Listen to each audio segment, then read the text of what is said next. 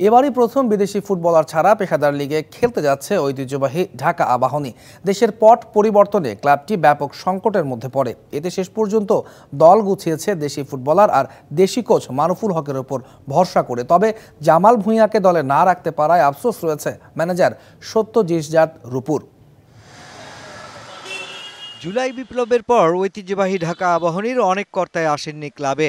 এমন ক্রান্তিকালে 2024-25 ফুটবল মৌসুমে অংশ না নেওয়ার গুঞ্জন প্রবল হয়েছিল। তবে গুটি কয়েক উদ্যমী সংগঠকের একান্ত চেষ্টায় শেষ পর্যন্ত দল বদলের কাজটা সেরেছে আবাহনী। তবে নেতৃত্ব সংকট ও সময় স্বল্পতায় এবার কোনো বিদেশি খেলোয়াড় রাখা যায়নি দলে। তাতে বিচলিত নন আকাশী নীলদের ম্যানেজার।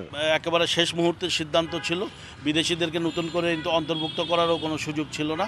তো আমরা যারা আছে দেশি খেলোয়াড়রা আছে, আমি বলব করে একটা শক্তিশালী স্কোয়াডে আছে। All time Roma, taste it, love it. বিদেশি ফুটবলার ছাড়া দলটার এবারের কোচও দেশি। সম্প্রতি সাফ অনূর্ধ্ব 20 জয়ী কোচ মারুফুল হকের কাঁধে দায়িত্ব তুলে দিয়েছে ক্লাব ম্যানেজমেন্ট। তো সব কিছু মিলিয়ে আমরা মারুফের উপর আস্থা রেখেছি। আমার মনে হয় যে এই স্কোয়াড নিয়ে মারুফ আপনার প্রপারলি কাজ করলে সে তার যে সুনাম, সেই সুনামের আপনার প্রতিদান দিতে সক্ষম হবে। এখন নতুন করে খেলোয়াড় রেজিস্ট্রেশন করার আর কোনো সুযোগ নেই। তাই মধ্যবর্তী দল বদলে বিদেশি খেলোয়াড় সংগ্রহে মনোযোগ থাকবে আবাহনীর। তবে জাতীয় দলের অধিনায়ক জামাল ভুঁইয়াকে মিস করবে পুরো দল। জামাল যদি আমি থাকতো আমাদের জন্য, আমি খুশি হতাম।